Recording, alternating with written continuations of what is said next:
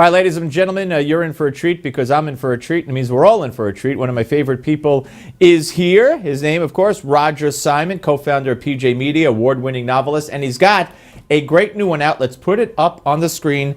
I Know Best: How Moral Narcissism is Undermining Our Republic If It Hasn't Already. Hello, sir. Hi. I finished the book like a few months ago, really, because it's a book that's being published last week. Right. If I take off if it hasn't already, because it already has. That was a joke that doesn't work anymore. That's the trouble with writing books. All right, well, you talk about narcissism, and I'm immediately drawn to today's little speech given by Barack Obama. Instead of just, as any other president would have done, just talk about how the families, how we grieve for them and how heartbroken they are, and we're with them and we're saying goodbye and leave. He spoke for like 25 minutes about me and terror and guns and guns and guns and guns and guns. Well, he's the moral narcissist in chief. Yeah. That's his job. Yeah. So, that's how they behave, and that's why he did it. He cannot not do that because he's the ultimate I think and I believe, therefore I am person. And what I write about in the book is a guy like that, and he's the most perfect example almost there is. The results of what he's saying is immaterial. Right.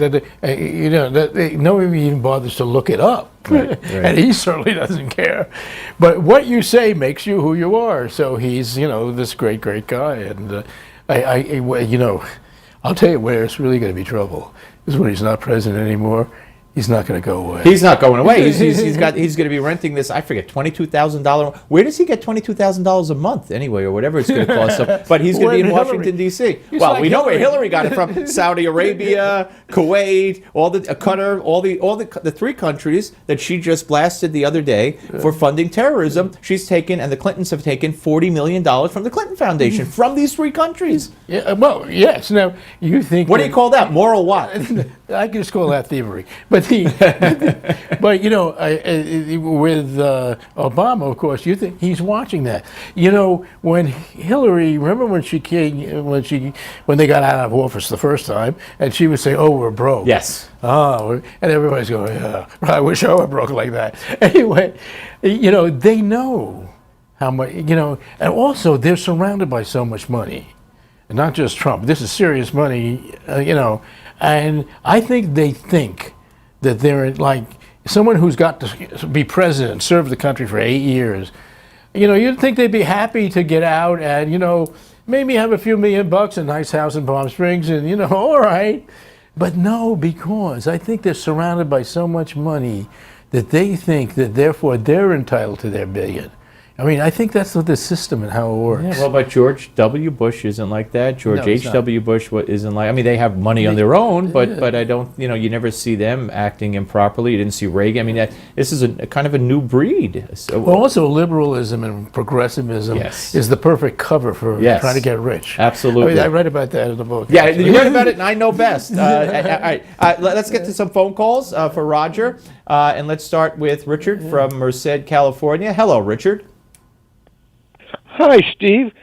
Real pleasure to talk with you. Thank you. The pleasure is mine. The honor is yours, but the pleasure is mine. No, I'm only kidding. Okay.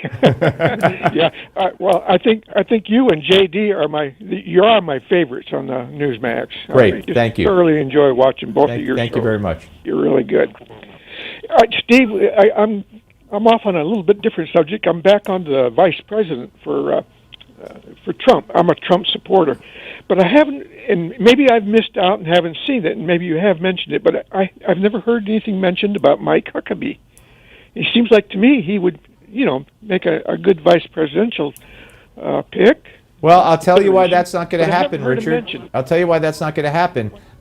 He either didn't want it or knows he's not going to get it because Roger re-signed with Fox, as far as I know. Yeah, he has. I think he really.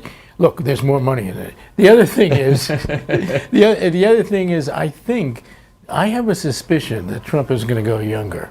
Joni Ernst? Maybe, younger because it'll look good against Hillary, who's not young, as we know, and also Trump's not young. Yes, he's 70. He just turned 70 the other day. So I think, and that's one thing that the people are going to be concerned about. Who's going to, Yeah. coroners, things happen. Yeah. No, well, and what about it, Richard? Do you think Joni Ernst, if put Huckabee aside, he's a great man, would be a great choice, but that's not happening. A military person like an Ernst or Tom Cotton or someone like that. No, I can go with that. Okay. I can go with that. Whoever he picks, I'm sure he's going to pick somebody that has the knowledge that he needs Right. to carry out his mission. It's got to be someone who can navigate the Congress, and really, with all due respect to, thank you, Richard, with all due respect to Newt, I think that would be a big mistake, because that's not going young, that's going retread. It's kind of equivalent to that era from Hillary, and you don't want to go there. I love the Tom Cotton idea, because Tom Cotton is this. On the trail, I've been on the campaign Yeah, trail you've been following him around, for PJ Media, Yeah. and the smartest guy I've met so far. Yeah. No, he's brilliant. He's a whip, and his military experience, he's got everything, and he's so tall. As a short guy. Well, that might not work then. I don't know that Donald wants a taller guy next to him. You might be right. Yeah, about that could play into it. All right, let's go to Carl from Dolores, Colorado. Hello, Carl. Hey, Steve and Roger. Hi. I want to talk to you about a type of a Facebook page that you were talking. A caller called in yesterday, and you were. Yeah. A caller called in yesterday and said we should have a conservative Facebook, and I said, yeah, we need a conservative Twitter, a conservative Facebook, and I went down the list, and guess who picked it up? An organization called Right Wing Watch, mocking me for daring to suggest that there be a right wing Facebook, a right wing Twitter. Go ahead. Yeah, well, Telegram.org is where you can find it's very similar to Facebook, but you can get rid of your comments and everything else immediately if you want to. I wanted to talk about guns, though, too, and this whole thing with why they're focusing on guns, and guns is not the problem. The problem is hate. And we have hate throughout the country, and it's not just people coming from other countries. Immigration's a big problem, but we also have hate in our millenniums. We've got people in our own country that are so sick and tired of our own government and don't understand how the government works.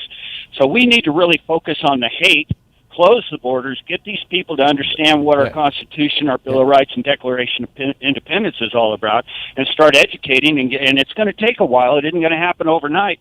But guns is not going to solve the problem. But and I think, Carl, let me bring it to Roger, and I think, Carl, you might agree. When it comes to Orlando, when it comes to San Bernardino, the guy shut up a Christmas party. Nobody in the media would say that, but it was a Christmas party. Right. That's why he chose that moment. And of course, he went. This guy, I don't care if he had gay tendencies or was gay himself. He made it very clear that he was doing it because he's for ISIS and for Al Qaeda and all those, and they hate and kill gays. Apropos Twitter, what your caller was talking about, I think you're aware that there's a whole controversy now because Twitter seems to have cut out the gays for Trump. Milo from Breitbart, and gays for Trump. Yes. Hashtag gays for Trump. Yeah. So Twitter is very suspect, although I'm a big Twitter user. And I'm a little worried about more separation between conservatives and liberals. Because we got a lot of it. I mean, you're worried. What do you mean you're worried about it? In what way? Because the communications. I want to change people's minds.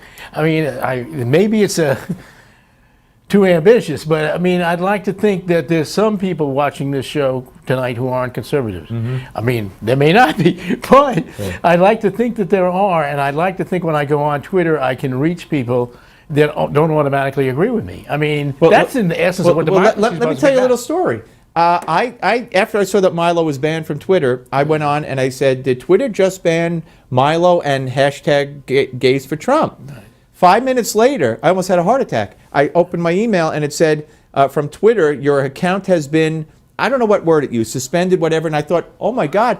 And it said because they said because we think maybe somebody tried to get in and so they made me change my password. Now I don't know. I wonder if I do the hashtag gays for Trump again, if that'll happen. I don't know. Oh, crazy stuff. Hey, listen, Carl, thank you very, very much. I appreciate it. So, what else are people going to get out of I Know Best?